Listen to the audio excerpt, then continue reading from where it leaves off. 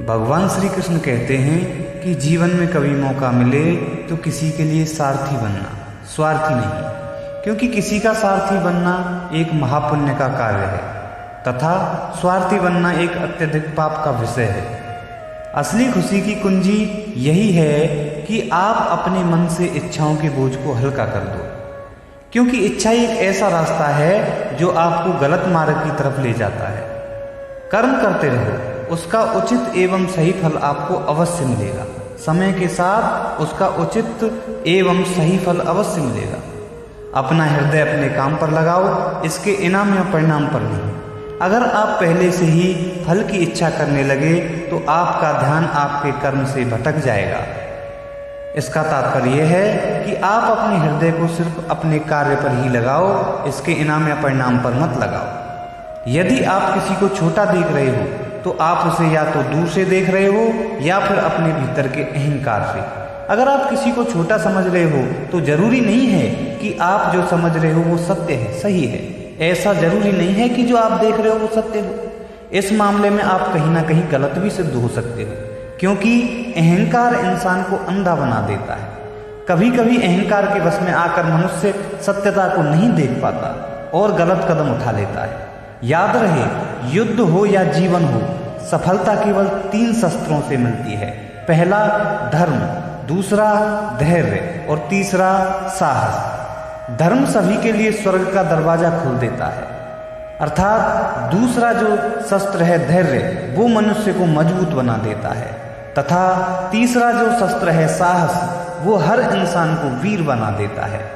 यदि धर्म, धैर्य और साहस, इन तीनों शस्त्रों का पालन किया जाए या ये तीनों शस्त्र किसी भी मानव मात्र के पास हों तो वो अपने लिए स्वर्ग का मार्ग खोल लेते हैं, अपने आप को मजबूत बना लेते हैं और वीर बना लेते हैं। जो कुछ हुआ है अच्छे के लिए हुआ है, जो हो रहा है वह भी अच्छे के लिए हो रहा है, अर्थात जो होगा वह भी अच्छे के लिए होगा। बस ऐसा बोलकर सभी मेरे ऊपर टाल दो।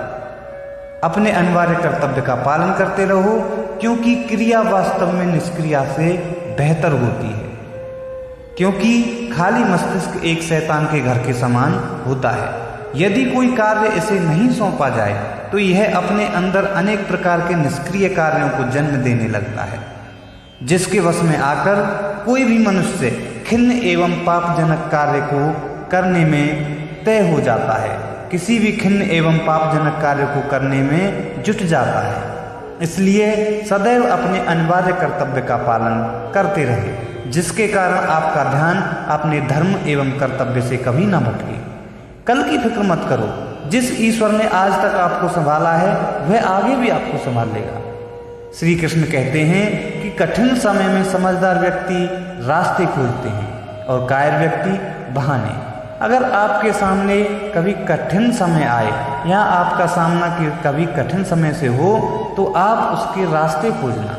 अगर आप बहाने खोजने लगे तो आप कायर के दर्जे के हकदार हो जाएंगे।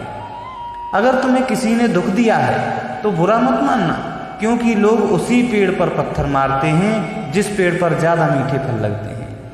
यदि आपको सांसारिक शब्दों का सामना करना पड़ रहा है या सांसारिक शब्दों को सुनना पड़ रहा है तो समझ लेना कि आपका कार्य सही दिशा की तरफ जा रहा है और आप भी अपने आप को मीठे फलों की भांति अनमोल बना देने वाले। अहंकार तो तब उत्पन्न होता है जब हम भूल जाते हैं कि प्रशंसा हमारी नहीं हमारे गुणों की जा रही है। तो ये ना भूलें कि हमारी जो प्रशंसा है वो हमारे गुणों की है, तो उन गुणों को तराश कर हम रखेंगे तो ये प्रशंसा हमारी बखूबी बनी रहेगी। अगर इस प्रशंसा को हम अपने ऊपर ले लेते हैं और घमंड में आकर या अहंकार में आकर हम भूल जाते हैं कि हम क्या कर रहे हैं, तो आप उस प्रशंसा को खो देंगे, हमेशा के लिए खो देंगे। इस वजह से अहंकार को भूलकर हमेशा प्रशंसा को सुने तो ये धारण करें कि प्रशंसा उन्हीं गुणों की हो रही है जो गुण हमने धारण कर रखे हैं। जो मन को नियंत्रित नहीं करता है, मन उसे नियंत्रित कर लेता है और उनके लिए वह शत्रु के समान कार्य करता है। इसीलिए हे प्रियजनों, अपने मन को नियंत्रित करना या काबू में करना अत्यधिक अनिवार्य एवं आवश्यक है।